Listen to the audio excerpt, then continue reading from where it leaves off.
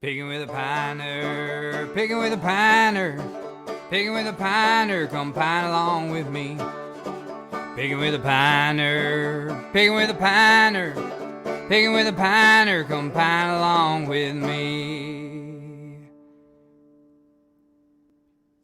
Hey there, virtual world. Welcome to episode 3 of Pickin' with a Piner. We have a very special night for you tonight. This is a special River City Revue rendition of Pickin' with a Piner. So thank you all for tuning in. This is just a chance for us to get together, play some music, talk about music, and commune with one another in the event that we're living in this weird world right now. So it's our chance to get and connect with you. So thank you for tuning in. This is Pickin' with a Piner. I have some very special guests tonight. I have with me some fellas that have helped me with our first rendition of River City Revue. I have Paulo Franco, I have Joe Wharff, and I have Benjie Saunders. And I'm going to give you a little bit about their background before we get kicked off. So thank you, fellas, for joining me tonight on Pickin' with a Piner. This is episode 3. Yes. Thanks for having us, Woody. Well, I appreciate that. So tonight we have Benjie Saunders. Benjie Saunders is a Richmond comedian, born and raised in Radford, Virginia. That's correct, right, Benjie? Yes. So my parents told me. He's a self-proclaimed Jerry Reed fanatic. He's also a Bigfoot enthusiast, and he grew up with a love for country music, cheap beer, and variety shows. You can see him performing around Richmond as a comedian, and we just want to welcome him here tonight. So thanks for joining us tonight, Benjie. Thanks for having me. Benjie's also has been the host of the River City Revue, so we're thankful for him. We also have with us the Joe Wharff. They like to call him Papa Joe Wharff of the Slack Family Bluegrass Band. The Slack Family Bluegrass Band, it began a decade ago in Richmond and started by playing the streets and quote-unquote back alleyways. They've had 4 albums out, so go check them out. And Joe and the Slack Family Band, they are the house band for the River City Revue. So they are a bluegrass band. They play it hot and they keep it tight, and it's a good show all around anytime they play. And you can catch them at slackfamily.com. And we also have singer-songwriter extraordinaire Paulo Franco. He is the lead singer and frontman of Paulo Franco and the Freightliners. He's a Virginia-based band, and he brings an Americana and Latin flair to his shows. Paulo has released now, I think I was trying to count when Paulo was telling me, it's like four albums are out there. Either they're under his name or they're or with the band, and they are set to release new music this year whenever that happens and whenever we get out of the pandemic. So Paulo, we can check you out at PEFLmusic.com. Is that correct? That is correct. I hope I got that right. It's terrible when the host mess it all up. But fellas, thank you for being here tonight. Thanks for being here to Pick with a Piner. Thanks, Woody. Thanks, Woody. This is going to be a lot of fun. This is going to be a night of just some storytelling. We're going to talk a little bit about music, what makes us tick, and what kind of brings us all together. So it should be a very, very fun night. I've been in Richmond now doing music. I've been in Richmond my whole life, but really a part of the music scene in Richmond, Virginia for only a few years now. We've only released a full-length record. My first one debuted in 2016. We started the band around that time. So that's for me, I've really been grateful with the amount of talented people that are in the Richmond music scene, and I'm very grateful for the friends I've made so far. And you folks are certainly those people. But not only are there great musicians in Richmond, there's also great comedians, and that's why we got our boy Benjie Saunders on. So he's a country boy with a really, really funny act, and so we welcome him anytime he's around. So this is Pickin' with a Piner. This is episode 3. Last week we had the Atkinsons, and tonight I get to have the fellas that have really helped me bring together this thing called the River City Revue. Many of you don't know this. I hope some of you do. But the River City Revue spawned out of the idea and the concept of the barn dance. And we just want to bring a conglomerate of different acts, whether it be folk, country, Americana, rock and roll, bluegrass, and comedians and other art form, into the River City Revue. So that's it. That's what the River City Revue is. And these guys helped me set up the first one, and it was a hell of a good time. I had a blast setting it up, but it was even better when we executed. You never know how something like that is going to work out, and it just was beautiful. But that being said, Joe, how did you get into the music scene in Richmond, man? I've always been curious about that. I know the Slacks. You know, there's different folks there that I know that are part of your band. But how did you get in the Richmond music scene? Well, at the beginning, you said the Slacks have been around for 10. Actually, we've been around for, it's been over 20 years now that you've been playing. Well, you need to update your website, man. So it's like 10 years. I mean, I try to do it by decades. So thanks for reminding me. But that's funny. I actually moved to Richmond pretty like a year after college. And I'm a drummer by trade. So I was playing drums with a band at that time called Day for Night.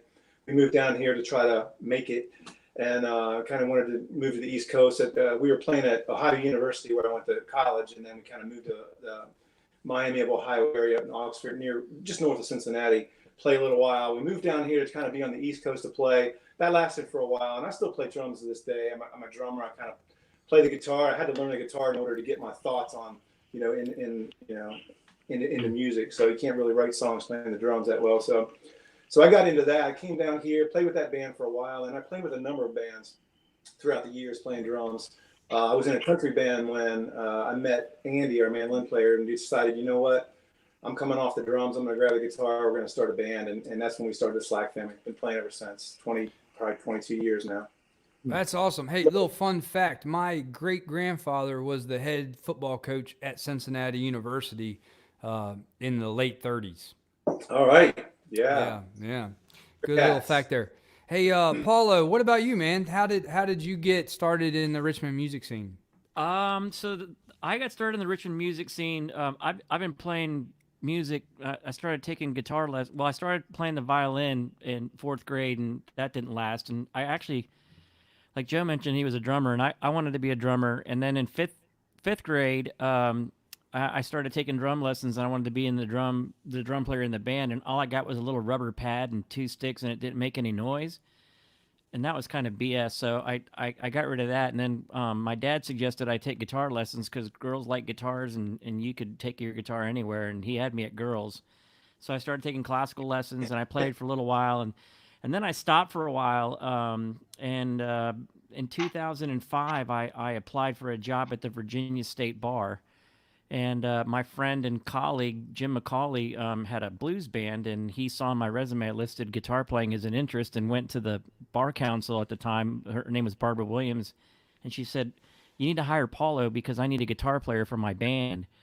And so it was pretty funny. But I knew Barbara, and I had some friends that were working at the bar, and I kind of had an inside track, and I wound up getting a job, and then I got the gig with Jim's band, the Silverback Blues Burners, and then we started going in a different direction, playing some different kinds of music and getting away a little bit from the blues, and that was a band called the Tinfoil Militia. But while we were playing as the Silverbacks, we did one of these local talent nights at the National back in 2008, and that's how I met Dickie and Jamie from the Atkinsons. They were hanging out in the green room, and Jim and I were too, and they were just kind of sitting over there by the pool table, and I said, "Hey, would you guys like to have a beer?" And they said, "Yeah, sure, why not?" And it was love at first sight with those guys, and we became really, really good friends. And then when I caught their set, I saw they were doing live music, and that's what I wanted to do. So I started writing my own stuff and slowly evolving that, and started asking some of my friends that was meeting in the music scene to help me out with my first record, and it quietly and quickly evolved into a band setting. And then right now, the Freightliners are my current band, and I've got Jimmy Slagle on guitar, Dave Hess on drums, Doug Thompson and Chad Bennett play bass with me, and we've been working with John Leslie on saxophone to try to work up some of the Latin stuff that we're doing. Really, really cool, man. I both of you guys, the Slack family. I remember seeing you guys play even before I was doing my country rock and roll vibe that I do now. Originally, I had started in Richmond doing music. I was playing in a bluegrass band, and I was chucking away at the mandolin. Um, but I remember seeing you guys, and then Paulo, your name appears all over the place in this town. So it's Yeah, we were doing the Facebook pas de deux, circling around Yeah. each other's respective orbits, but not yet quite having the stars aligned. and Benjie, I formally met Benjie. I think it was at an Irish festival in I think it was in Church Hill. I think I met you when you opened for Frank Sullivan. That might have been it, but I think I had talked to And then you we maybe talked before. Irish. It might have been after that then. Yeah. But I had seen you. You had performed at Capitol Ale House one time as well too. Yep. And I met You're, Paulo at Rose Pub. You're moonlighting. That's right. You're moonlighting. These You were wearing days, that aren't you? hat, weren't you? Not this hat. I lost one hat due to a drinking accident in Athens, Georgia. This is a replacement hat. Hey, but you moonlight in the Evil Knievel world. Yes, I do. Yeah. Well, I mean, I wear this because it's Wednesday. That's what I usually do. Stuntmanning. Yeah. I wish. I do. One of my many outfits. Here you go. Yeah. There you go. That's great. That's Jenny's great, Benjie. proud to be a part of this tonight. She's over there going, "Oh Lord." Hey, but Benjie, you're quite the DBT aficionado, aren't you? I love that band. Yes. And I love that. I love that band. I think Paulo loves that band as well. Yeah, that's I how think Benjie and that's I met how at Paulo- Pose. Right. You saw my hat and we started talking. And we did Carl Perkins Cadillac, and actually, you were the one who suggested that Woody and I get together. Yes. Yeah, it was. It was you. Yep. He you was made the connection. catalyst, And the rest, as they say, is history. the Yeah, match, well, and the gasoline. Well, thanks for bringing us together, and then Joe, I reached out to you because these guys, we started playing in this River City Revue, and I was like, well, man, the Slacks, they were one of the house bands in the Cap City barn dance, so I was like, we got to get them, and so that's kind of how it all came together. So that's how we all know each other. Yeah, we were very young ups at that first one. Yeah, right. Well, but let's get started and play some tunes. I know we got some people watching us out there. Joe, do you want to kick us off and do a tune for us? Yeah, absolutely. As you mentioned, we got 4 CDs out. I'm gonna maybe try to play, depending on how many songs we have, try to play one from each. So I'll start with our very first one, our very first CD. That's kind of the self-titled CD. And this song that I'm going to play, called Caroline, was a song that I was fortunate enough to get invited up to IBMA, the International Bluegrass Music Awards, to be able to. I was on the songwriter showcase, and I got invited up because of this song, which I thought was pretty cool. I was a lot younger at that time. We were up in the main stage, on the main ballroom stage. Tim O'Brien was the host, and so I got to meet him. I will just tell you, my knees were knocking big time back then, but I took my guitar and I played it, and it's a song about, I kind of wrote it when I was in a band called Fudge, playing the drums, and Fudge would get down to Appy State, play down in Boone, North Carolina quite a bit, so I wrote a song, fictional tune about a little lady and down in Boone. It's one called Caroline. I'll play it for you. And it's just me and my computer mic here, so it seems appropriate for the bluegrass traditional stuff.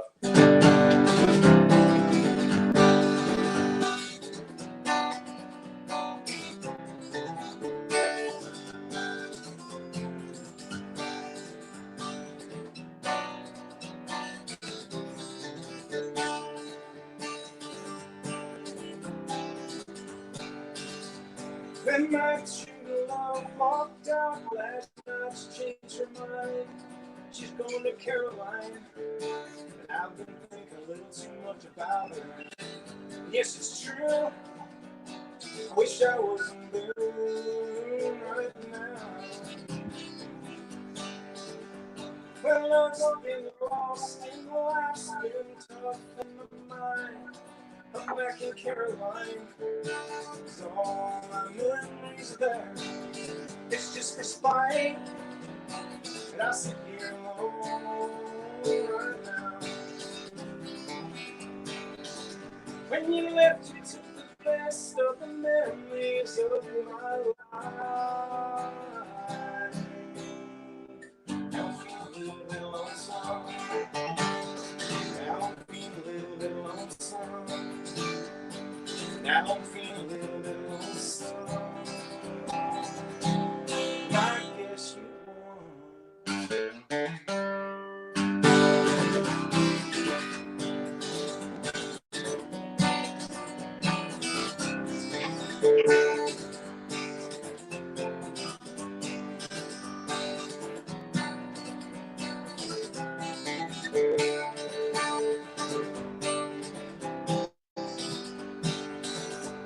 When I you I made tracks last night to change your mind.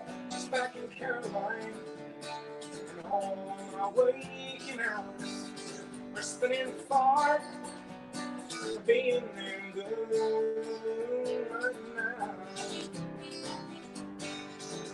When you left, you took the best of the memories of my life. Now I'm feeling a little bit lonesome. Now I'm feeling a little bit lonesome. Now I'm feeling a little bit lonesome. And I guess you won.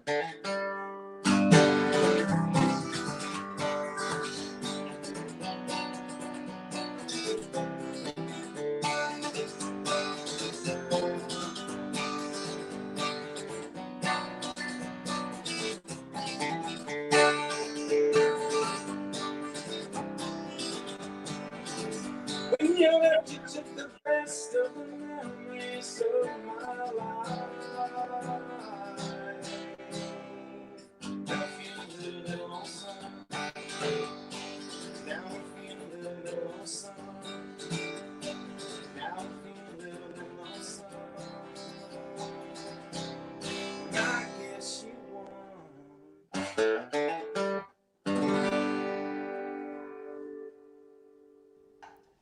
Caroline. Woo! Nice. Hey, we got tons of people joining and watching right now. Joe, you've got a bunch of people saying hello. Billy Burkhardt says hello. Amy Gore, Paulo says hi to Paulo. Hey, Amy. Bonnie some- Gravely. Ohio, some of my Ohio peeps. Thanks for Yeah, joining. man. Jamie Wood is watching. Dick, just you trying wanted go us to through know that some names Caroline here. sure gets around. That's what I was Yeah, laughing at in the middle that of was the a song. funny one. That was It's funny. Yeah. it's interesting because he mentions Boone. My favorite place in entirety of mankind. I used to go as a kid, and I went for my 50th birthday last year. Is Tweetsie Railroad, and I'm drinking out of the Tweetsie Railroad cup tonight. Wow. I love that, Kismet. place. And it has not changed since I was a kid. It was the greatest day of my life last year. It was amazing. That's funny. I tell you, this whole pandemic and being homebound, I've had tons and tons and tons of thoughts about the good old days, and would love to certainly get back there soon. Joe, that was a really, really, really nice song, man. I want to make sure that everyone's aware tonight we're doing a virtual tip jar. That virtual tip jar is going to the Richmond Animal League. We have a PayPal account that you can PayPal them directly, or if you don't have PayPal and you have Venmo and you want to donate something, you can send it to me, and I will make sure that I donate it when we're done here. So we got tons of people tuning in. And Joe, thanks for playing that one. What was the title of that one again? That's called Caroline. That's on our first CD. Goes way back. Yeah, that was a nice one, man. Thank you for sharing that one. Thanks. Appreciate that. I'm gonna. And the next questions that I ask are gonna be mostly about the songwriting process. So I'll get back to that in a second. I want to let Paulo do a song while we got people tuned in. So Paulo, can you kick us off with a song? Sure. So I'm going to do one in Spanish. This is off the last card. It's actually the first track. And this is a song about a guy who's minding his own business at a bar, and a beautiful and mysterious woman walks in and buys him a shot of tequila. And it's called Katrina y su calavera. Sounds beautiful.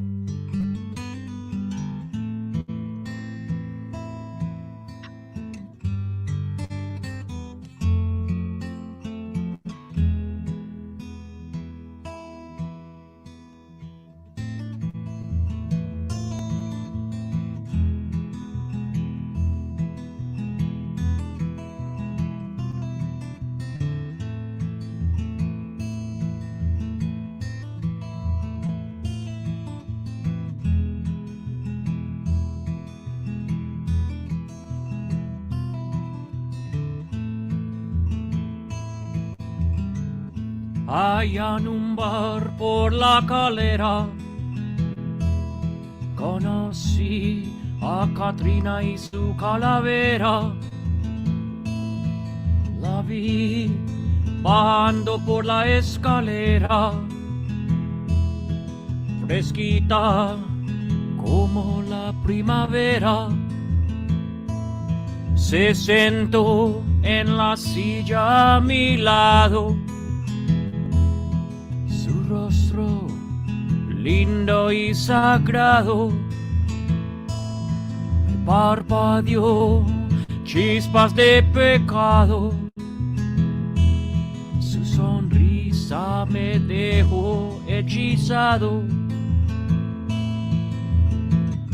Me ofreció una copa de tequila. Ay, ay, ay, ay, ay, ay, ay. Y de repente apareció neblina. Ay, ay, ay, ay, ay, ay, ay. Katrina y su calavera, mujer más bella y hechicera, con ojos como las estrellas. Mujer más bella y hechicera.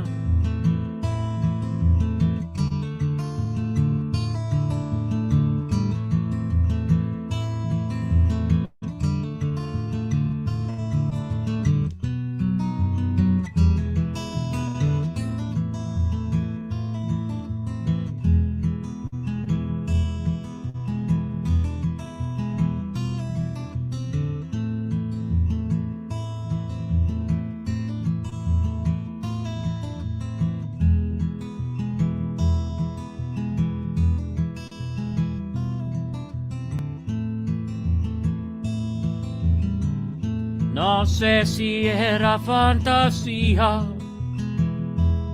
o fantasma que vive en las pesadillas. Belleza hecha de la costilla, su encanto me puso de rodillas. Por fin Katrina me dio un beso.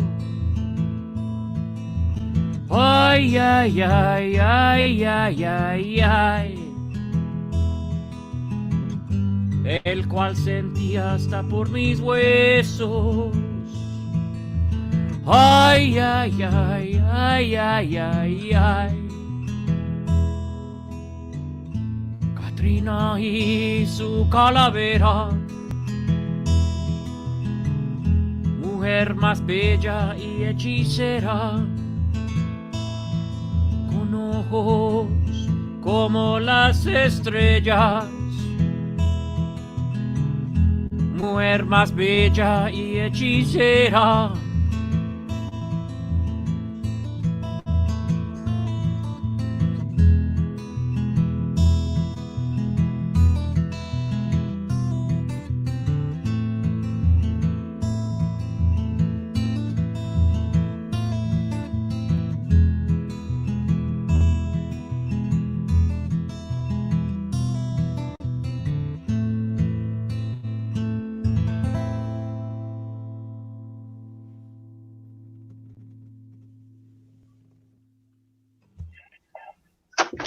Paulo, that was beautiful, man. Thank you. Awesome. Thank you. Man, I love that. That was awesome. Bringing in, I know you got that Latin vibe, man, but that was smooth, man. Thanks. I really appreciate that. I don't speak Spanish, so I don't know exactly what you were saying, but I felt it. I just Well, fell on my wife all over again. I wasn't even sure why. well, it's funny because when I was I recorded this with Bob Roop down at his studio a couple blocks away from my house, and if you know Spanish, so if you speak it, it's a pretty literal story. Yeah. And so they were asking me about the song, and I asked them, well, do you want to know what it means? I mean, I can tell you because if you knew Spanish, it's really it's very literal, and they were like, no, we don't want to know, man. We just want to have the vibe and just kind of figure it out. It's beautiful, man. It's basically it's a love story. It's about it's a woman who walks into this bar, and without really giving it away. So essentially, the Calavera Catrina is a famous Mexican lithograph. It's the one that inspired all that Day of the Dead stuff. It's a skeleton, a woman skeleton who's dressed up in a hat. It looks like she could be wearing at the Kentucky Derby, and it was done in the early 1900s by a Mexican artist named Jorge Posada. And anyway, there's a beer that's brewed out in at Lick and Hole Creek Craft Brewery called La Calavera Catrina, and it's a Belgian triple with lime zest in it, and it's aged in a tequila barrel. And when you drink it, first you taste beer, and then there's this enormous rush of alcohol, like tequila flavor on the back end of it up in the mouth. And I was like, man, what is this tequila? Is this beer? So what a calavera means is a skull. So I imagine there's this beautiful woman walking around like Hamlet, holding a skull, and she sits next to this guy, and then she's just incredibly beautiful, and she's enchanting. And so it's the story. This guy's telling the story about he sees this woman coming down the stairs, and then she buys him a shot of tequila, and this mist starts rolling in, and he falls head over heels in love with her, and he can't figure out whether she's an angel or a demon, and he gets a kiss at the end, and he's head over heels in love with her. Well, I can certainly feel that. Even not speaking Spanish, it definitely sets that vibe. I mean, I felt like I was in a bar, and I was experiencing that fog falling through the bar scene. Man, that was pretty cool. Well, it was fun recording it because actually Bob and I split a bottle of Katrina, and the thing is, it's like it's got almost 12% alcohol by volume, so it feels like you're drinking tequila more than you're actually drinking beer. But we split a Katrina when I actually sang the vocal track for that song, so I had a little Katrina in me when I was singing the song on the record. Oh, right on. Well, I'm gonna do a love song if that's okay. It sounds like we're into love songs tonight, so I'm gonna do. We've got a song called Caroline. We've got Paulo's Angel Demon in the Bar, spooky Katrina woman song. Yeah, Katrina. I'm gonna do a song that talks to the duality of love. It's called Casualty of Love. The first time you fall in love, you feel like you're dying, and then when she breaks your heart, you feel like you're dying as well. So this song's called Casualty of Love.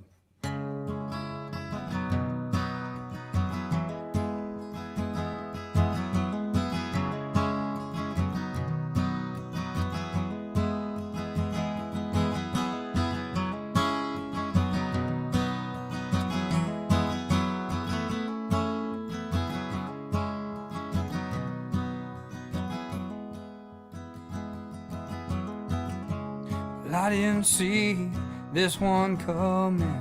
I caught an arrow through the heart. Honey, you had me falling. 'Cause me, I'm just a casualty of love.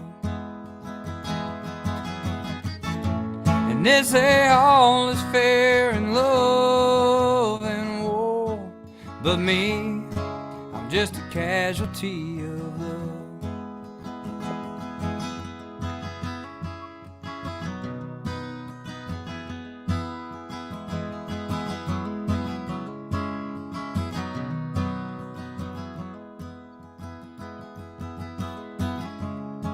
and you said it'd be forever. But forever's come and gone. Now you're just alone, some old love song, and me, I'm just a casualty of love. And they say all is fair in love and war, but me, I'm just a casualty of love.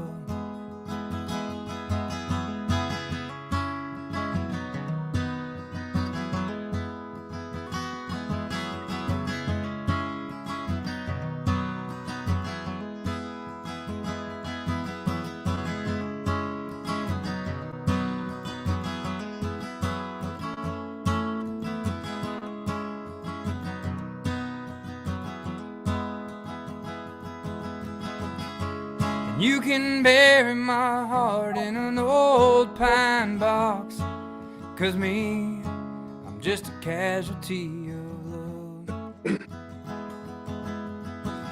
I'm just a casualty of love. And they say all is fair in love and war, but me, I'm just a casualty of love. But me, I'm just a casualty of love. Nice, Woody. Thank you, Nice. thank you. Yeah, that was one off of my first record that we put out. We actually went to Bristol and did that. It was kind of a spur of the moment thing. And I was trying to gather all these songs that I'd written over the years and bring them all together into one album. So I just wanted like a collection of things that I had done to that date. I didn't know if I was going to do something after that, but that was one of the songs that came out of that. But yeah, man, this is Pickin with a Piner. We're donating tonight to the Richmond Animal League. So if you feel free, or if you feel led to, please donate to that great cause. There's a lot of animals also affected during this time, and we've been trying to pick a good cause throughout each one of these episodes to donate to, and so we're going to continue to do that. But tonight, everything's going to the Richmond Animal League, so please make sure to use that tip jar, and we all would appreciate it. And Joe, Paulo, Benjie, and I all have animals, and we love animals, and we want to donate to the Richmond Animal League tonight, and we all decided on that. So together, that is the cause. So if you feel led, please do so. Joe, you've got a rescue dog, don't you? I do, yeah. I've got two dogs. Daisy is our rescue dog. Sane, the best dog you could possibly ever want. And then I've got a purebred golden retriever as well, totally insane, off the wall. I am one to tell you, go rescue. Awesome. And Paulo, you've got a cat named Mortimer. I do, actually. He's in the room with me here right now. I used to have 5 cats, 4 rescues and 1 that found us. And I started my collection about 16 years ago. So for the course of time, they slowly have started to go across the Rainbow Bridge. And so now I'm down to Mortimer is my last rescue, and Mojo is the one that found us about 12 years ago. And poor Morty, he's sick. He's got congestive heart failure, and it's been touch and go. He was pretty sick about 2 weeks ago, and then last Sunday he wasn't doing too well. But he's really bounced back, man. It's the strangest thing. I was really getting ready to say goodbye to him, and he's kind of perked up. So you can't really see him, but he's in a basket back over there. He's sleeping. He's a big. I always joke that my songs are animal tested because. I had another cat named Callie, and Morty and Callie were the big music fans. They love sitting in my guitar cases while I'm starting to write stuff. And if ideas don't really start working out, they kind of walk away. But like if they like what they hear, then I know I'm onto something, and I keep working through it. They stick around. They do, yeah. Man. Yeah, that's funny. I do the same thing. I have a dog named Tula. We've had her for 3 years now. And Benjie, you have a pup named Turnip. Yes, we got her from the Richmond Animal League. You did, yeah. You did get her from the Richmond Animal League. She was named Turnip, and then we figured out she was named for the small size of her brain. I love her. She's not the smartest one in the bunch, but We all can't be the brightest crayons in the box, no, man. God, I know that for sure. So, Yeah. but yeah, she loves sleeping, eating, and going to find cat crap in the yard. Those are her basically her talents, and Yeah. we love her. She like 2 weeks, I guess, like a month ago now. She had an episode where they think she got stung by a bee or something, and we had her at the emergency vet, and like $2,000 later, I'm going to have the talk with her that college is out. That's the I think worst. Bartender's The- Academy may be what she's going to have to Hey. do at this point. Hey, It's not going to happen. So, but it's a hard knock life, man. it is. It's terrible. But no, we love her. She's a great dog, and you know, she. But we've all got our pets, man, and I don't know what I would do without my dog. It's my anxiety blanket when I need her, and she's excellent, and oftentimes way too human to be a dog. So anyway, she's with me at all times now. I've been working from home, and she's just around all day, and just wants me to. She can't figure out why we're not just outside all the time. She's very confused during the pandemic. So, but anyway, thank you all if you're just tuning in. This is Pickin with a Piner. We have the fellas that have helped me begin this awesome thing called the River City Revue, and tonight is a tribute to the River City Revue. It's a collection of country, bluegrass, rock and roll, blues, and other Americana art forms that are slowly falling to the wayside. And so we're going to keep doing the River City Revue. Our last, we had one scheduled for April last weekend, and it had to be canceled due to the current environment. But we do have another one on the books for October. So please go and look and buy tickets for that. All of these wonderful performers will be there, along with several other really talented Richmond musicians and acts. And so I want to just make sure we keep an eye on the ball. We are going to come out of this at some point, and hopefully it's sooner than later. But the River City Revue is an excellent event. I don't know about you fellas, but I had one hell of a time that night. Oh, it was a blast. It was so much fun. It was great. I think we had just as much fun backstage as we did on stage. Yeah, no doubt. But it was. I mean, and this is part of that, because when I was thinking through not being able to do the River City Revue, I was like, man, I still want to connect with all these wonderful people, and so that's why I started doing Pickin with a Piner. And so that's just our opportunity to come together and hang out and tell stories and talk about the music we love. And I hope the folks out there are enjoying it as much as we are. Usually that's how I gauge if an audience is enjoying my music, is if I see them engaged and they want to hear more and they're clapping along and stomping their feet, I know they're into it as much as I am. So we couldn't do what we do without the folks out there in the audience. So Facebook, YouTube world, thank you for hanging in there with us during this really, really weird period. Benjie. Yes. I heard you had something you wanted to give everyone tonight. Well, yeah. First of all, I want to say I love hanging out with musicians, because I have no musical talent at all. Because when I remember, like in elementary school, you used to have those the recorders they would give you, and you would play those. They wouldn't even dip mine in alcohol because they were hoping I'd get COVID too. I wouldn't do any music. So I always appreciate hanging out with you guys. So I grew up probably like some of the older guys here with like Johnny Carson and David Letterman. That's where I got my love for comedy and a lot of my love for music too. So in honor of David Letterman, I've never done this. I have composed a top 10 list tonight, and I would like to do that for you, if that's okay. Please, drum roll.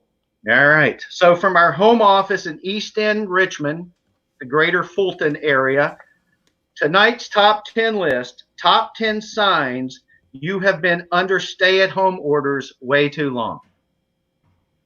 Number 10, question your decision-making when you find yourself thinking out loud that, these Hallmark Christmas movies aren't really that bad. These aren't all winners, by the way. I'm just telling you. Number 9, exhausted from explaining to your significant other every time you sneeze or cough that it's damn seasonal allergies. Number 8, I might call 1-900 numbers late at night just to ask the lady on the other end of the line, what does the mask you're wearing look like? Good Lord. Number 7, daily at 4 p.m., I find myself still in my pajamas saying, oh, hell yeah, another episode of Bar Rescue. I hope it's the one he yells at people. That guy's got like 6 seasons now of Bar Rescue after this COVID-19, I'm telling you. Number 6, this one's for Woody, by the way. Perfect. Can't wait to hear it. Watch episodes of Hee Haw just to try and once and for all determine which one of the Hager twins was hotter. It's Jim, by the way. Jim Hager was hotter. Number 5, after Kroger shorted you wasp and hornet spray in your pickup order, you talk yourself into being confident enough to take down the wasp nest with a croquet mallet. Now I feel like Carrot Top. You know, I always wanted to be a prop comic. So there you go. He and I share a birthday. Number 4, afternoon naps are filled with erotic dreams involving Dr. Fauci and Mike Pence. They're handsome men. What can I say? Number 3, watch the Virginia governor's news conference in hopes that today will be the day he actually does the moonwalk on live TV. Oh. Y'all remember that? That seems like 15 years ago now. This is a long one. That's what she said. Here we go. Number 2, feel fairly confident that stabbing a man to death in a Food Lion parking lot after seeing him throw down his latex gloves he has been wearing on the ground is probably no longer illegal. Paulo, you're a lawyer, am I right? Yes, absolutely. Okay, good. So Self-defense. I had a mask on. They don't know who did it. Is all I'm saying. And the number one reason, or the number one sign I have been under stay-at-home orders too long, have to face the stark reality that a 30-pack of Busch Light really doesn't go that far. It doesn't really. It really doesn't. I thought that was cheers. like a month, and then like 2 days later, I was like, oh man, this is not good. Yeah. And that was your top 10, folks, from the very talented Benjie Saunders. He's only from Radford, so give him a break. Then he asked, what am I going to do on this? And I was like, what I usually do when I see you guys, just drink beer and watch you. So that's what I'm doing. Well, I think we love having you, man. It's like playing to song, playing to a face. So that's good. Most times I'm just here playing by myself. But I guess that's better than playing with yourself. Hey. You can't see my hands, is all I'm saying. Hey. So let's kick it off with another song. Joe, you got another one for us? Yeah, I think so. I might slow it down a little bit and do a little tune. I had a request for this, I think, a couple of requests for this, and it's slow tune. It's on our Trains and Rain CD, and our Trains and Rain CD was our third CD. I love trains, and we kind of did a theme album with Bill McElroy up in Ashland. He recorded this, and Bill, if anybody knows Bill McElroy, had a Grammy with doing some work with Seldom Seen, and so we were very fortunate to go up and work with him. He's also a huge train enthusiast, and I think I'm just a train enthusiast just because they're just, they're dying. It's a dying thing, and it's awesome to see a train go by. So really the whole CD, there's never a time when there's silence on the CD. It's always got something going on. He had hours and hundreds of hours of train sounds that he had he'd gone out and done. So we kind of made this a theme album. I wrote this tune.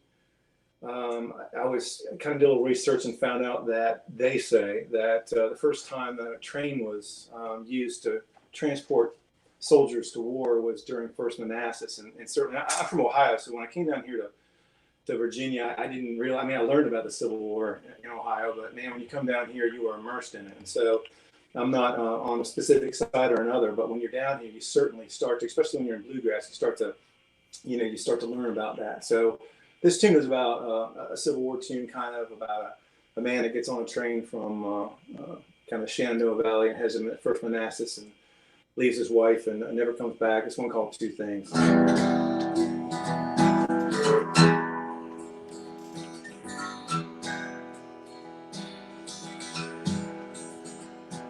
The time would come, and the orders came as he handed her his watch and chain. Hold it still, for if his will be done, I'll be in your arms. This war is won.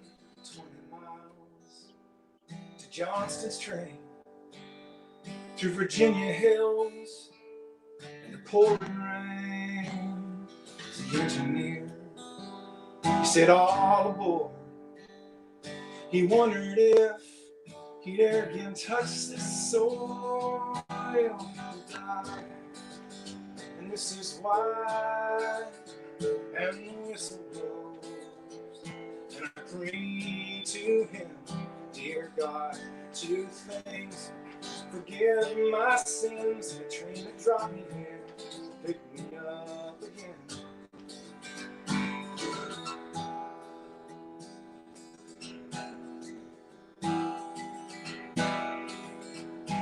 Oh, it breaks her heart to know a man could wage a war.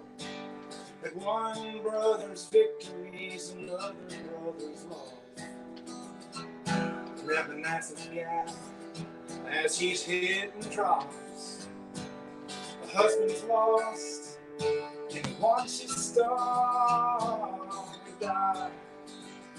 And this is why, and the whistle blows, and I pray to him, dear God, two things: forgive my sins, and the train that dropped me here, pick me up again.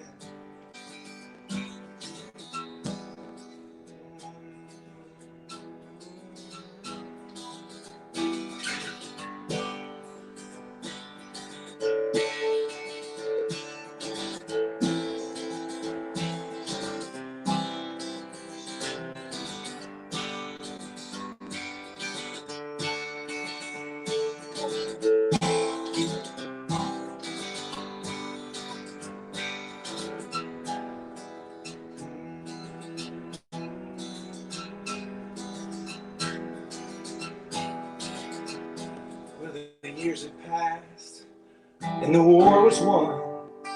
And on a bench at a station, a young lady sits alone. She sees a man, and he's tall and thin. And just for a second, she could swear that it was him. But she drops her head, 'cause she knows it's not. She reaches for her watch. She looks up and he is gone. It's all died, and this is why, and the whistle blows, and I pray to him, dear God, two things: forgive my sins, and the train that dropped me here, pick me up again.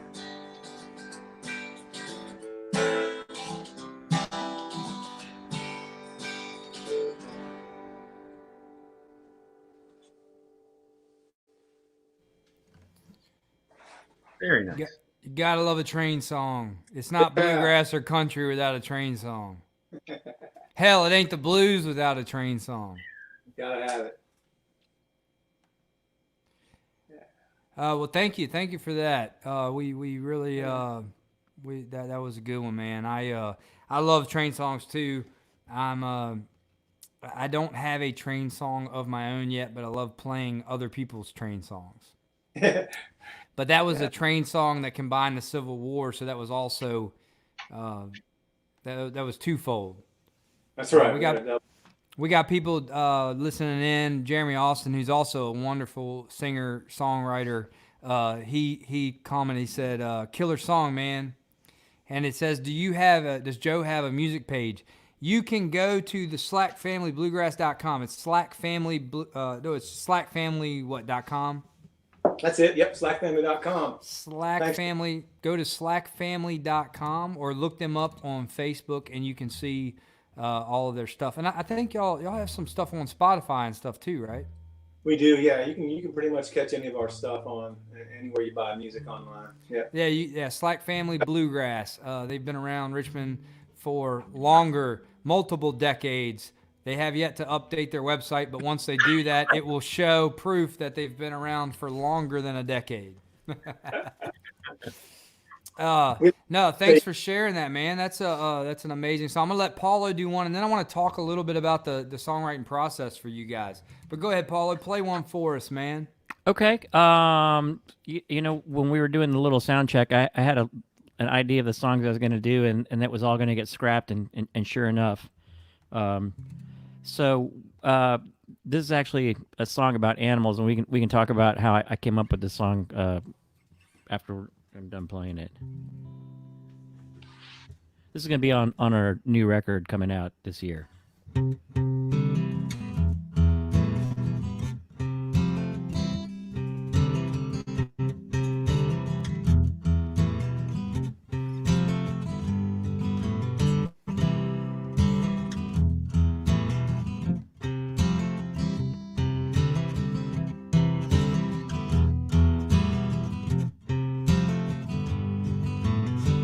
Black cat wanders into a manger, not realizing that he was in danger.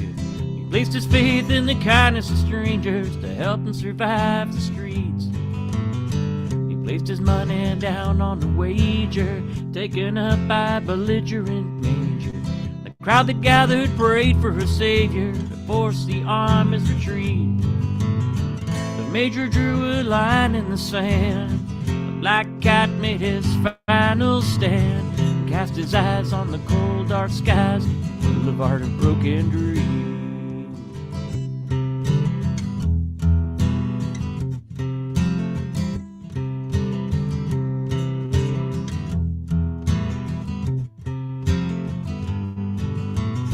Calliope lies on a Persian rug, composing verses that she's never sung.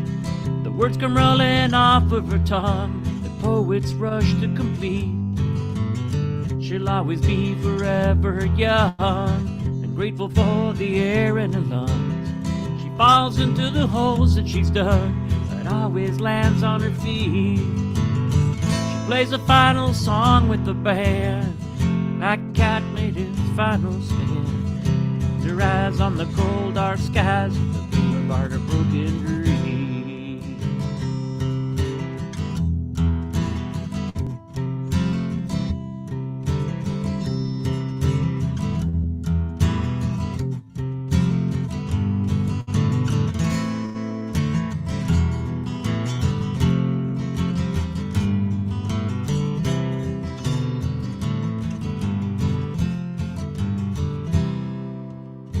What's the use of staying at home if you're waiting by the phone? And every chance that you've ever wrote are wasted mistakes you repeat. She calls down to the shadow below, please come up, I'm all alone. The black cat was skin and bone, the love they shared bittersweet. There's no point in making demands when time runs out on foolish plans. Their eyes were cast on the cold dark skies, the boulevard of broken dreams.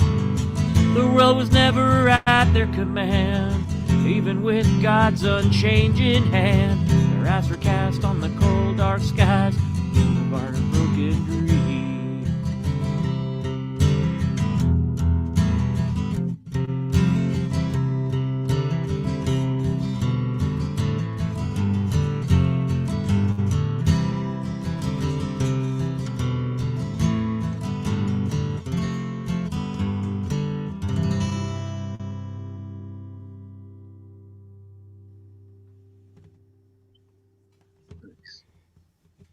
Nice. I'm not Thank very you. good at this production thing yet, so I'm trying to go through and like unmute people as we're finishing, so we can clap. But that was Thank you. that was really good, man. Thanks. I've been I was working on a song earlier today, and I trying to I kind of redid how I did it, and I'm not sure if I was going to do it tonight, but I think I'm going to do it. This one's called The Quitting Kind, and then let's talk a little bit about your process. This is a song that I started writing a long time ago, and it's come back around, and I retitled it, and I wrestled with this song for a very long time. It was based off of a book that I read by someone I know called, he published it a few years ago. It was called Not Where It Ends, and originally the song was titled that, but since then I've retitled it Quitting Kind. And so, anyway, I'm going to try to play this one for you. It's a brand new song, so if I screw up, sorry about your luck. It's what you got. You're tuning in to Pickin with a Piner, and this is what it's all about. We got tons of people listening in, and thank y'all for tuning in to Pickin with a Piner. This is a song called The Quitting Kind.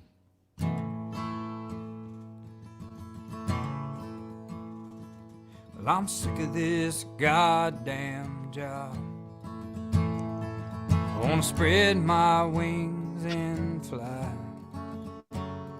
I'm gonna get out of this rundown mill town before it takes my life. I want to live a life that's worth living. See the world through youthful eyes. Stop burning the candle at both ends of the night.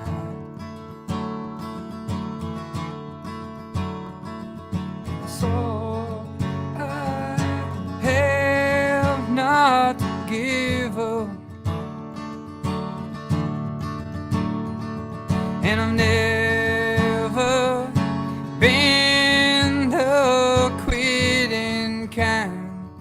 So why should I start now?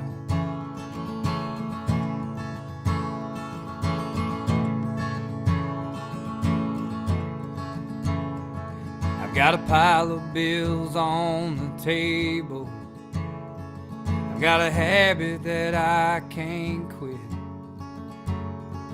I try to look at the man in the mirror, but I don't recognize that son of a bitch. And I'm sick to death of being sick and tired, doing the same old thing day after day. I live with my glass half empty for people who don't see me.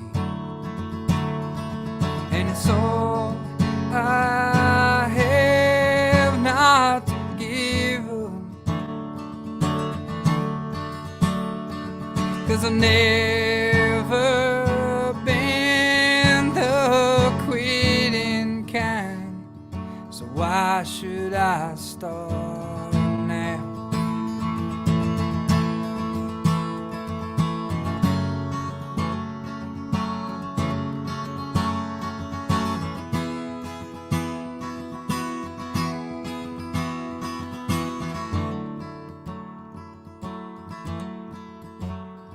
Well, I hate that my family isn't talking, but it's good Uncle Joe got out of jail. My brother came home from fighting a war, but they said he'll never walk again. Doctor says mama's got cancer, said it'll be a year. I take a look in the mirror, I pull the trigger and disappear. 'Cause it's all I have not to give up, and I've never been the quitting kind. So why should I start now?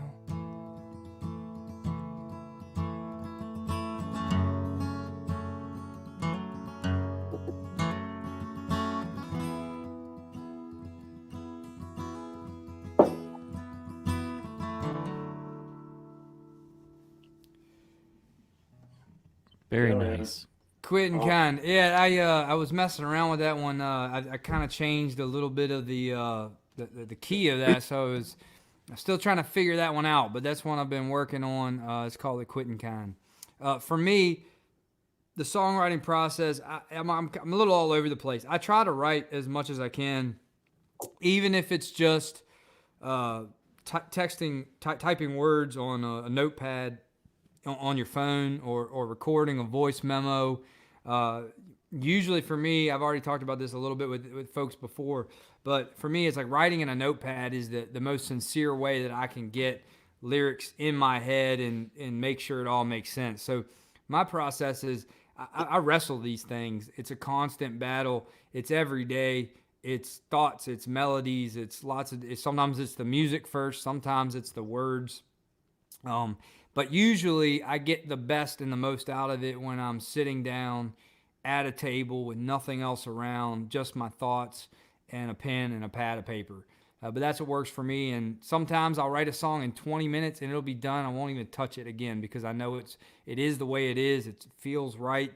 It hits every single emotion that I needed to hit in that song.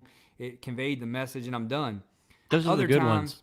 Other times, yeah, they are. They like fall out of the sky, man. You're so connected to the muse at that point. It just comes in like a storm, and you're left with it, and you know it's right.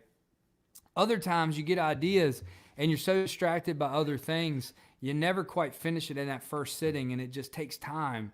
And maybe you're not in the right place. Maybe your heart's not in the right place when you start writing. But these are the kind of things that I deal with as a writer. But I'd like to know what you all deal with as a writer and what's your process.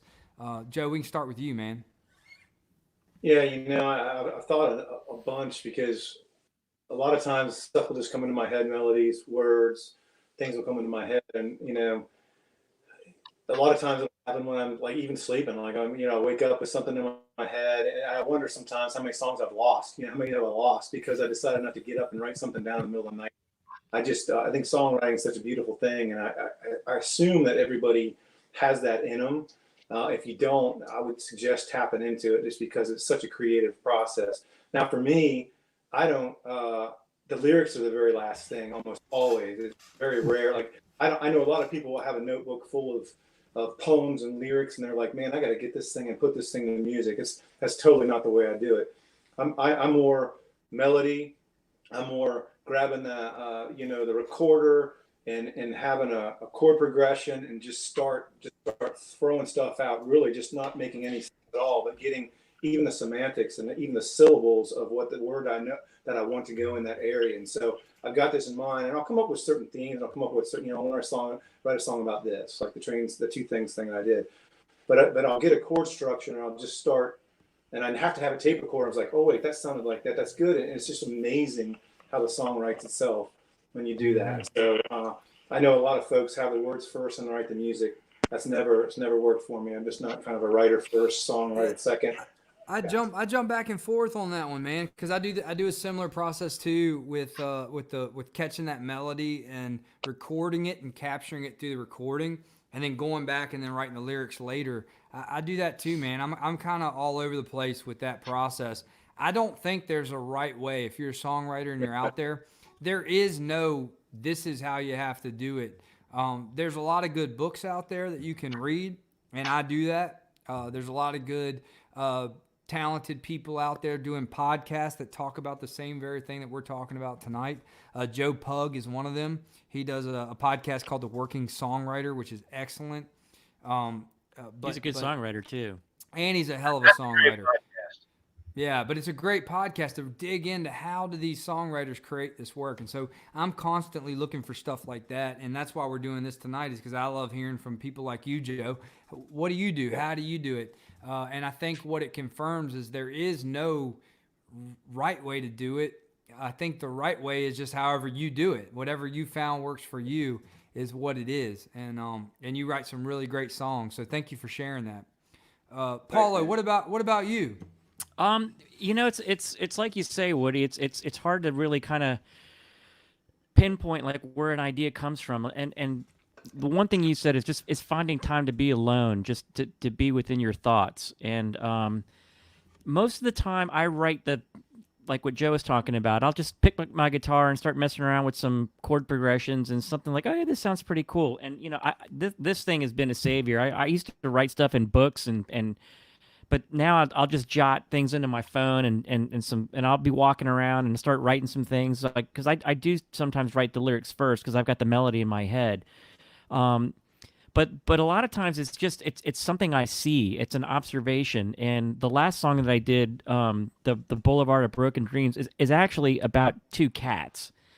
And the way that song started was, it actually started with a nativity scene that was made in Colombia many, many, many years ago, and it's been in Sonia's family for a long time, and she brought it with her to the United States and was setting it up. And one year, I mean, you set up a nativity scene in a low-hanging area where there's a house full of cats, and in the law we call that an attractive nuisance.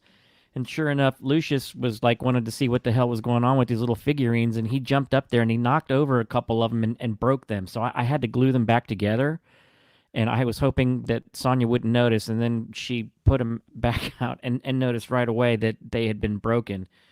So she set it out again, and Lucius jumped up into the nativity scene. I said, little buddy, you better get out of there or you're going to be in a lot of danger. And that's when it hit me. The first line is, a black cat wanders into a manger not realizing that he was in danger. And so then that verse quickly developed. So now what am I going to do with this? And what I thought about is, at the time, I knew Lucius was kind of sick, and I knew he wasn't going to be lasting for a long time. But I thought he was going to go before Callie. And we got those two cats right around the same time, and they had this little love affair. Like, they used to spoon on a pillow when it was snowing and watch the snow together, and they would hold hands when they were lying next to each other. They were kind of like husband and wife. So the second line is about Callie, and then it's just basically, two lonely hearts metaphorically wandering through time, and they have a love affair, knowing that it's going to be fleeting and it's not going to ever be forever, no matter what. You can always think about God, and there's that line, the world was never at their command, even with God's unchanging hand. So that's how that song came up. And then I've actually had one. Joe mentioned Songs and Dreams. I've lost some of my number one Grammy Award winning hits in my dreams. That's I write right. some of the coolest songs, and I wake up like, oh my God, what a cool song! I wish I could. And then it's gone. By the time I even think about rolling out of bed to try to write something down, forget about it. But I did have one that's on the last card, and it's a song called Run, Renee, Run, and it came to me in a dream involving my friend Turtles Wadlow, that used to play bass in my band. And he was sitting in a room with about 30 other guys, and I didn't know any of them except for Turtle, and they were watching this enormous giant screen TV, and they were watching a movie. It was called Jesus Christ, Texas Ranger, and it starred Chuck Norris as Jesus, and he was riding a horse, and he had the Jesus clothes, but he had a 10-gallon hat on, a sheriff's badge, and he had two six-shooters, and he was wearing sandals while he was riding in a Western saddle. And so I started humming the song, Run, Jesus, Run, the Rangers are after you, and I started singing it in my dream, and I asked Turtle to remember the words, and he says, I got you covered, Paula, no problem. And so when I woke up, that's what I remembered. So I wrote this song about an illegal immigrant on the run, and from the Texas Rangers, who was wrongly accused of killing somebody in a robbery. And so he's on the run from the Rangers, and it develops to this running across the Texas Panhandle into New Mexico. And I got to this point where it was like 2/3 of the way through the song, so I had to come up with one more verse, and it's got this really intense buildup. So I had to figure out what to do with Jesus at the time, is what he was called. And so I called my buddy Shane Cooley, that I do a lot of songwriting with. And when you write Americana and country music, people have to die, man. It's a given. So I had 3 songs where people get killed.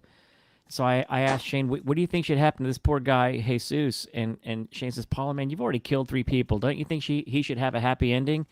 So Shane was the deus ex machina for this guy Jesus. So he lives happily ever after in the song. And then when I finished writing the lyrics down and had the song written out, I showed him to a friend of mine. He says, I love the idea, man, but why Run, Jesus, Run? I'm like, oh yeah, you're not going to get it unless I say it. So I picked up a different name, and the most Mexican sounding name that popped in my head when I was trying to change it was Renee. So that's how it became Run, Renee, Run. That's funny. That's funny. Hey, what was the name of the movie again? Jesus Christ, Texas Ranger. Oh God, I gotta get that on VHS. Well, I want that to be a #1 hit, and I want to make a lot of money not because I want to spend it on myself. I just want to have the seed money to produce that movie. You're right on. And so it needs to be happen quickly because Chuck Norris is getting old. But yeah, he is. He is. We need him. We need him around much longer. Hey Benji, what's it like for the comedians of the world? What is your process like? Is it a lightning bolt? Is it sitting down working over the same words over and over again? How does that work for you? Well, usually an idea comes to me just of something. I see something that seems ludicrous, and I jot that down, and then I work that through my head and see if it makes sense. I think the hard thing with writing jokes is you might think it's really, really funny, but nobody else might think it's funny. Right. So you really have to go out and try them in front of people, and sometimes try them many times. And that's getting harder for me because all the open mics in Richmond, when they start happening again, are late. And I'm old. Yeah. I like to go to bed early, and I don't like to go out and try to tell jokes for 5 minutes, at 11:30 at night. But I carry a notebook with me still. I jot stuff down. I wake up in the middle of the night and I'll write something down the next morning. I'm like, what is, M&Ms that have huffed helium mean? That seemed funny last night. I don't know what that means. And I actually, even with me, I carry a notebook that is labeled band names. Yep. And just something will come to me and I write band names down. Yeah. Like Hobo Scissor Fight, or I keep this notebook because it just keeps your mind flowing. But I've written some of the best bits I've written like real quick. Mm-hmm. Like I have a bit about the dog, I have a bit about drugs, and they came to me real quick, and I've changed them over time. But a lot of jokes are tough to write. What I hate about writing jokes, and I think some of the best comedians out there, like I think George Carlin's the greatest comedian of all time. And except early on, he doesn't do a lot of jokes about himself. Mm-hmm. And I did a lot of jokes about myself. And I think a lot of comedians do that because it's kind of therapy to get up and talk about yourself. And it might be that way with songwriting too. But as Carlin got older, it wasn't about himself. It was about the world around him. It was about the insanity of the world. I would love for him to be alive today to talk about what's going on. Yeah. I think it would be amazing to see that man do that. I think for me, I think empathy is the one of the best characteristics of whether you're a comedian or a songwriter. It's just being able to express that human feeling and emotion without coming off as preachy or telling someone. You make them feel it more than you tell them. And I think John Prine was one of the greatest of those. For me, I think it's an important point that you made is carrying around that notebook. What it does for us is those lightning bolts is really your connection with the muse. It's when you're paying attention to humanity around you, the things that you're experiencing, what's going on, you get an idea and a thought. If you don't capture it, oftentimes they fly away and you lose them. Right. That happens a lot to me. If you're not paying attention, if you're not connected into whatever that thing is that is your muse, if you're not connected and wholeheartedly in it, you miss it. And I think that's an important aspect of songwriting, is just making sure that you're paying attention to those small things that happen.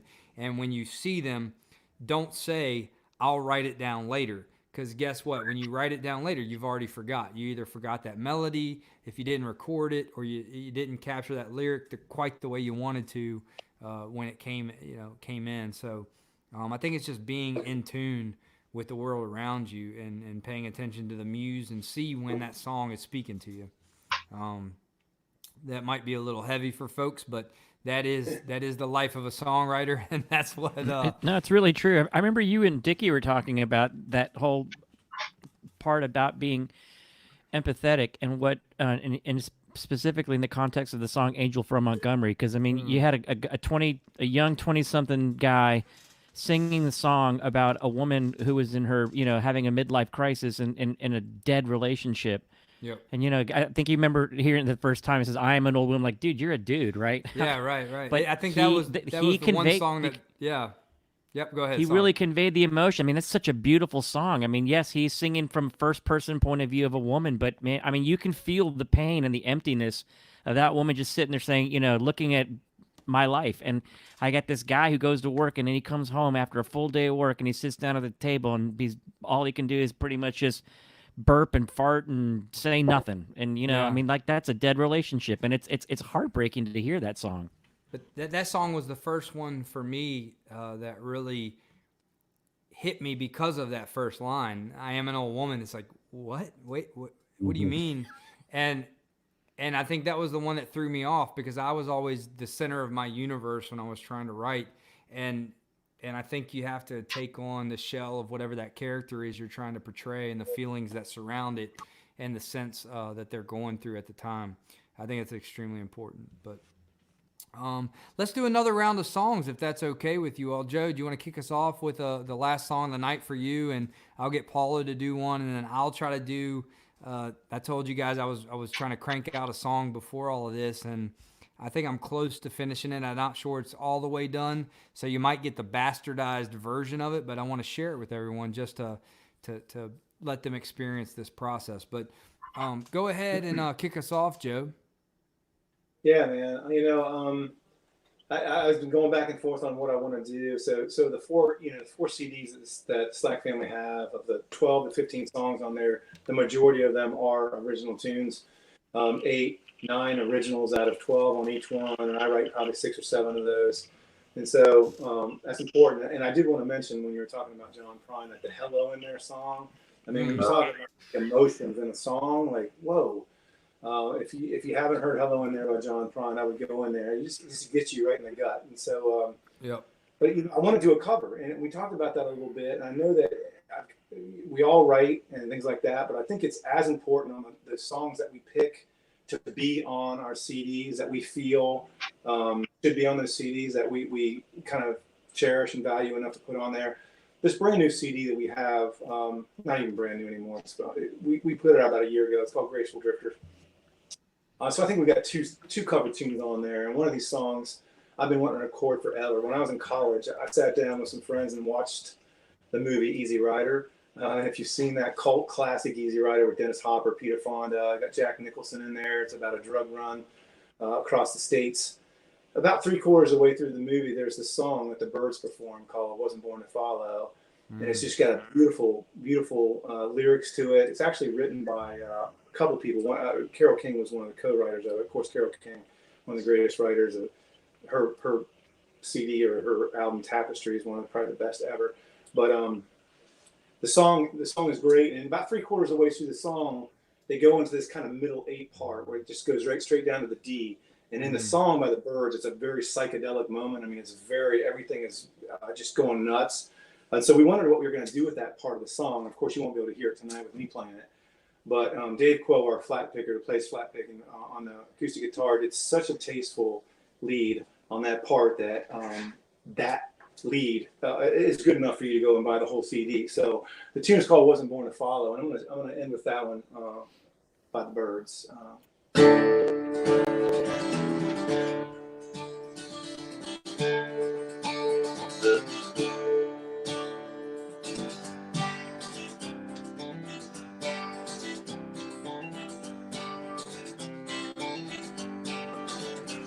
I'd rather go and journey where a diamond crescent's glowing and wander through the valley beneath the sacred mountains and wander through the forest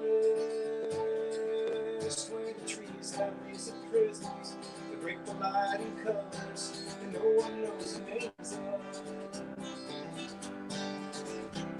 And when it's time, I'll go and wait beside a legendary fountain till I see your form reflected in its clear and jewel waters. And if you think I'm ready, lead me to the chasm where the rivers of our visions flow into one another.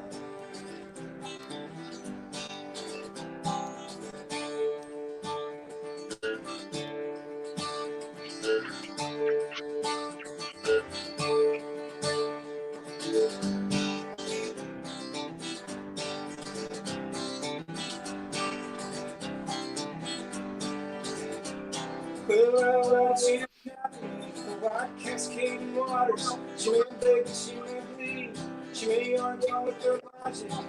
Then she'll know the things I lose I really have no value. In the end, she will surely know I wasn't born to follow.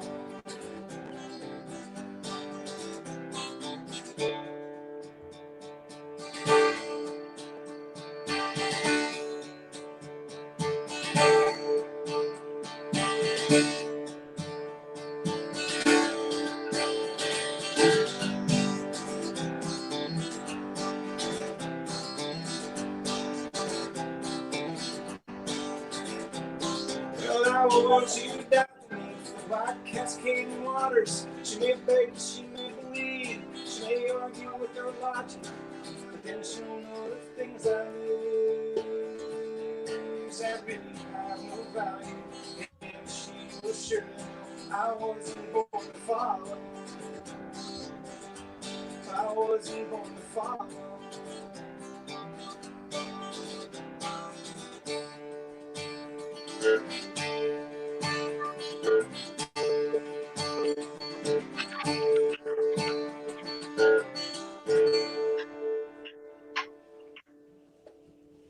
Awesome.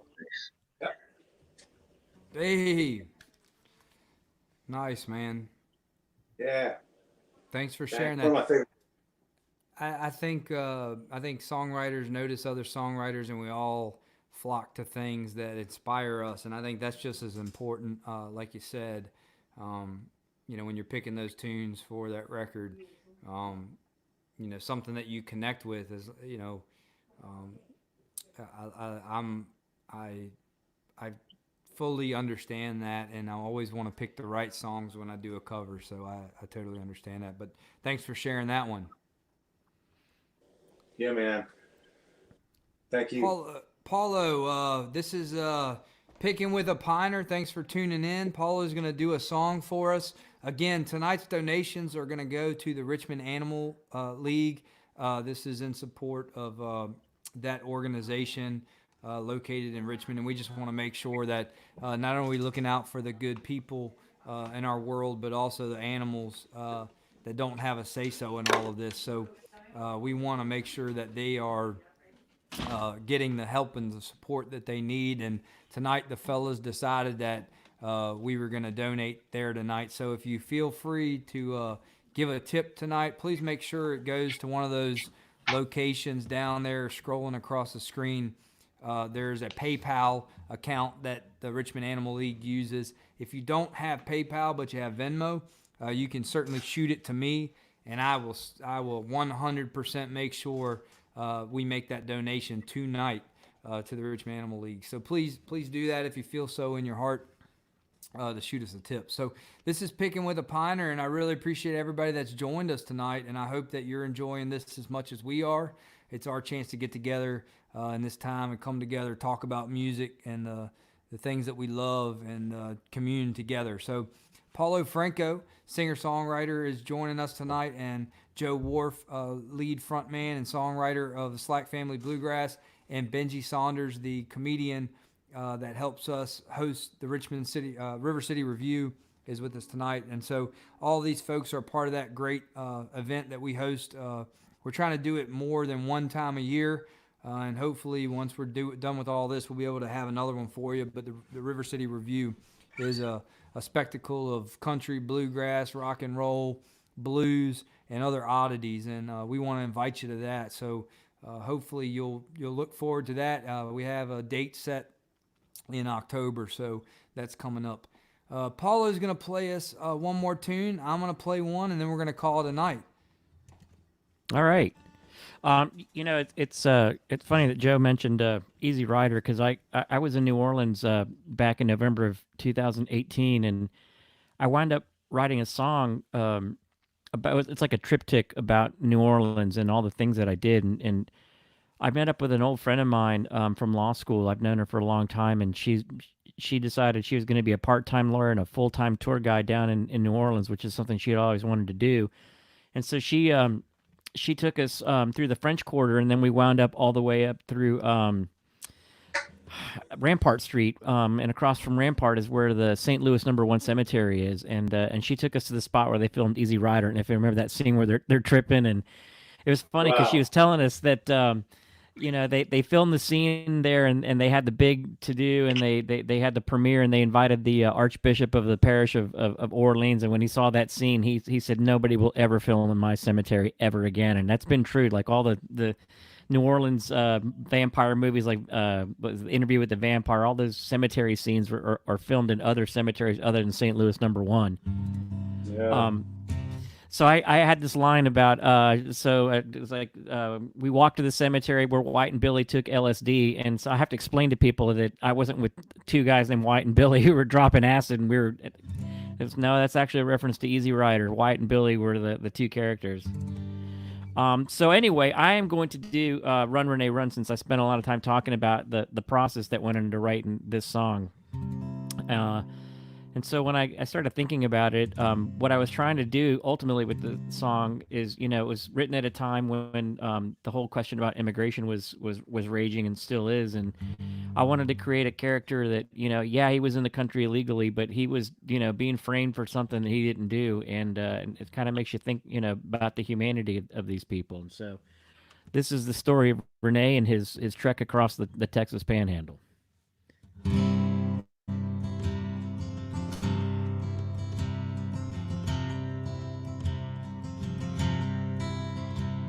Renee was inhabited in old Jericho.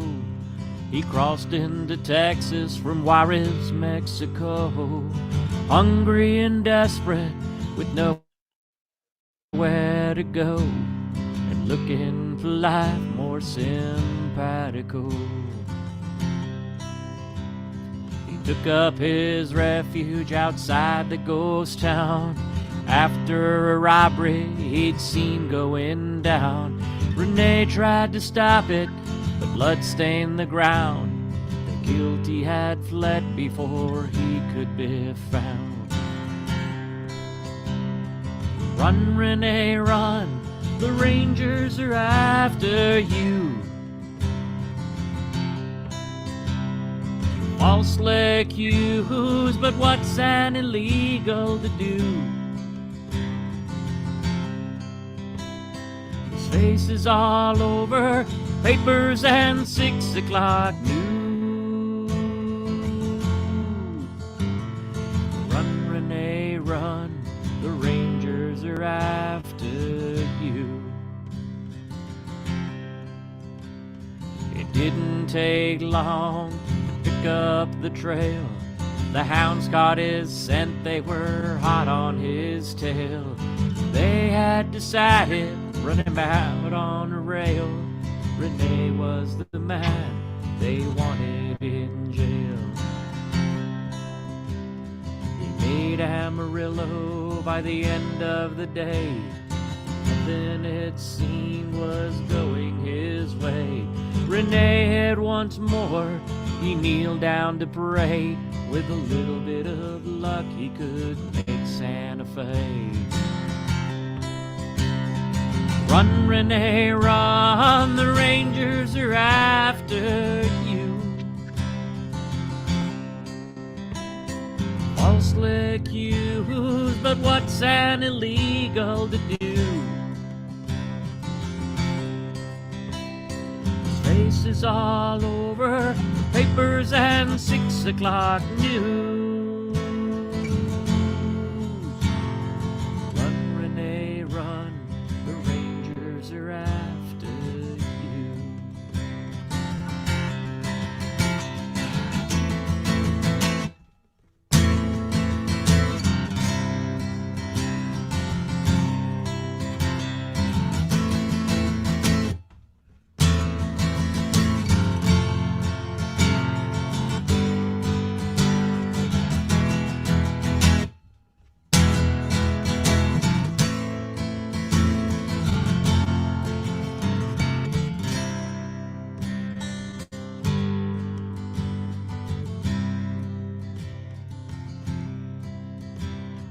He got as far as Tucumcari.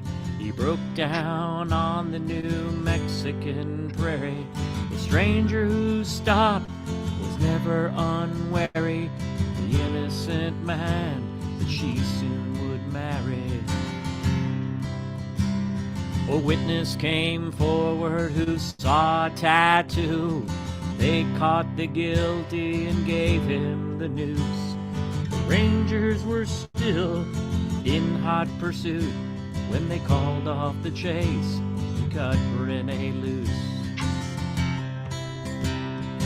Run, Renee, run, the Rangers are after you.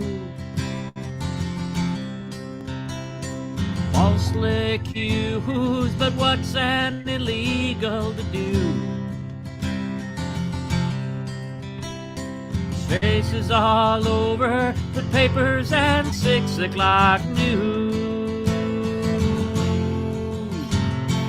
Run, Renee, run, the Rangers are after you. Run, Renee, run, the Rangers are after you.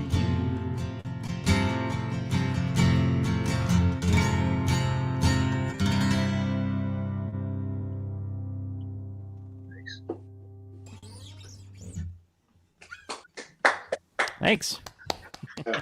Thank you. Man, all I can think about is Chuck Norris on a horse. I know, man. Saving We got to make that saving movie. Saving the world one soul at a time. That's right.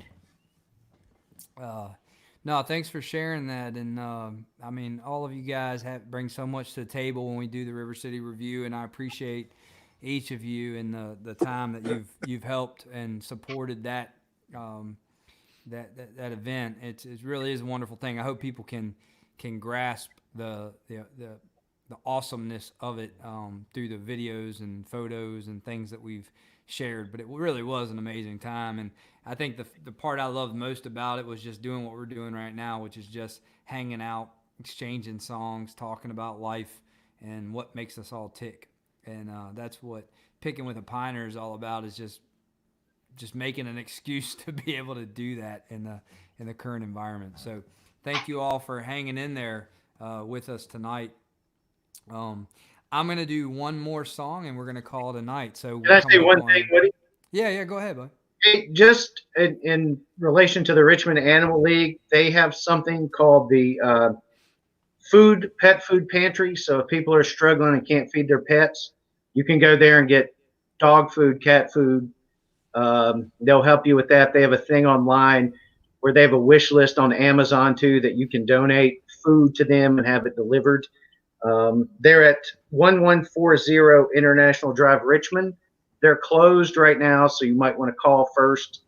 But they do have that going, and I know last week they put that out there, and they got tons of donations to help people with pets during this time. And that's an amazing point, and thanks for bringing that up, Benjie. That is a great cause, and if you're out there, please make sure that you are thinking about those around you and the little creatures that we love. Make sure we're donating to that, and that's a good cause. And thank goodness for them and opening up that opportunity for people to go there that are in need. So please feel free to shoot us a virtual tip and send us a little bit of a tip thinking about us, but we're going to send it towards the Richmond Animal League. So thanks for tuning in. This has been Pickin' with a Piner. I'm going to do one more song and then we're going to close you out. Thanks for Hey, Woody, hanging by the in way, there. thanks for doing this, man. It's a lot of fun, and thanks for having us here tonight. We really do appreciate Paulo, it. thank you, man. I mean, I told you a while back, I was like, man, I got to do something, and I couldn't think of anything better to do than just connect with people that I care about and respect, and really know are doing great things with their bands in the local scene, and so that's what this is all about. So thanks for being a part of the night, and Joe, thanks for being a part tonight, and Benjie, thanks for wearing your Evel Knievel outfit. Yes. Sorry I didn't have the nudie suit. And you know All right, what? Hey, Woody, Yeah, I go just ahead, want Joe. to mention the River City Revue, and I think I definitely can speak for the guys in the band and probably everybody else that's listening that was a part of it. It's a pretty amazing thing. I think you've got the drive to be able to push it forward and get it really done. You know how to do this. You know how to treat folks right. I think that night was really magical. I think if we continue it, it's only going to get better. You know, I've seen over the years, I've been around for a while, so I've seen people have way more of an eclectic taste in music than ever before. And so we're getting crowds that not just want to listen to country. They don't want to just listen to a specific, you know, bluegrass or Americana. These are people that just want to listen to good music. And so I see it growing. All I can say from my end is keep it going. You've got our support 100%. Thank you. I know the hours that you put in don't even come close to what you're getting as far as compensation monetarily, but certainly what you're getting other ways is probably very, very, very important and beneficial. But thank you for what you're doing on that. Just want to say that. Oh man, Amen. That means a lot. I, you know, second to releasing my own music into the world, I think I felt like a proud father that night that we did the River City Revue. It just was such a magical night, and everyone had so much fun, and I couldn't ask for a better group of folks to be a part of the very first one, and we're just going to keep this thing going up. We still got some folks watching, and I really appreciate everybody tuning in tonight to Pickin with a Piner. We do this weekly. On Wednesday nights, I have different folks from around the community tune in and be a part of this, and I've got some surprises coming up of other musicians around the area that are going to join me on this, and so we hope you keep tuning in. I've got one more song, and then we're going to close this thing out. Thanks for hanging in there with us on your Wednesday night. I hope you had a cold beer or a glass of wine and have enjoyed the conversation we've had here tonight. So thanks for tuning in to Pickin with a Piner, and I'm going to play one more tune for you, and we're going to call it a night. So thank you all, and thanks to the guests for being here tonight and sharing their music with everyone. So please go to their websites, follow them on Instagram and Facebook and YouTube where you can. Every little bit counts as we all work our way through the struggle. This song is a song that I literally am trying to finish today for this purpose, and I don't know how it's going to turn out, so hang on to your bloomers as we get through it. This song is called The Wild Ones.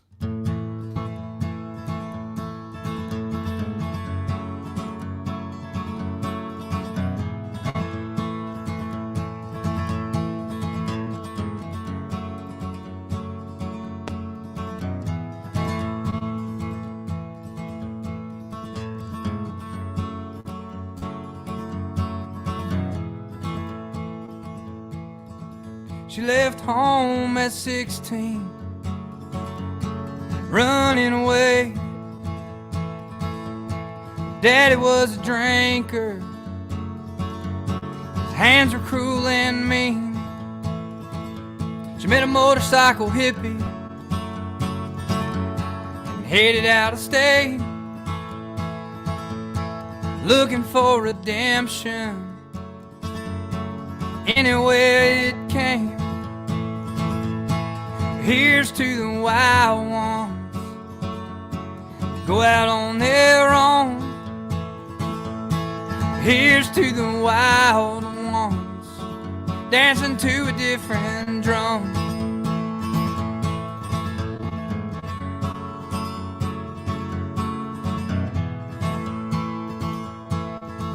Well, his daddy told him stories of what his daddy done. He pulled time at the State Farm for making moonshine. It was better to break the law than to watch your family starve. Well, here's to the wild ones, they're always on the run. Here's to the wild ones, go out on their own. Here's to the wild ones, they're dancing to a different drum.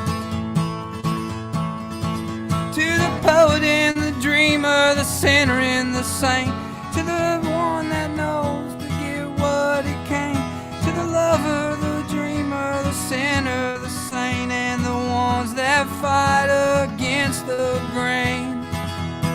Here's to the wild ones go out on their own. Here's to the wild ones dancing to a different drum. Here's to the wild ones go out on their own. Here's to the wild ones dancing to a different drum.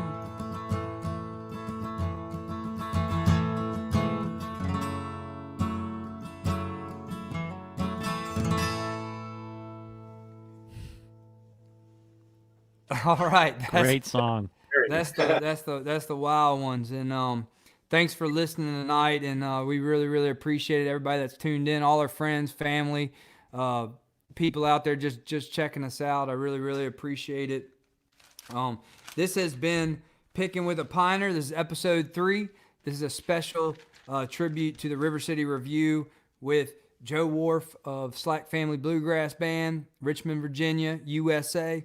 Paulo Franco, frontman and songwriter of the Paulo Franco and the Freightliners, and wonderful, excellent host of the River City Revue, and all-around good guy, Jerry Reed enthusiast, DBT, lover of the great band, DBT, is Benjie Saunders, the comedian, and we really appreciate him being here tonight.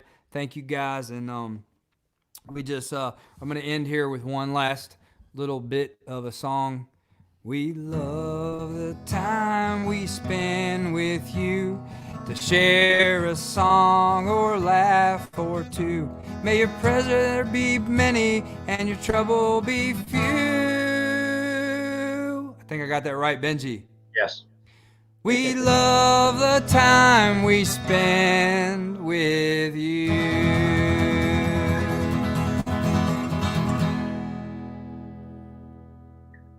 Thanks, Facebook. We really appreciate it. YouTube, go check us out where you can. Go follow social media. This has been Pickin' with a Piner. Thank you. God bless. Have a good night.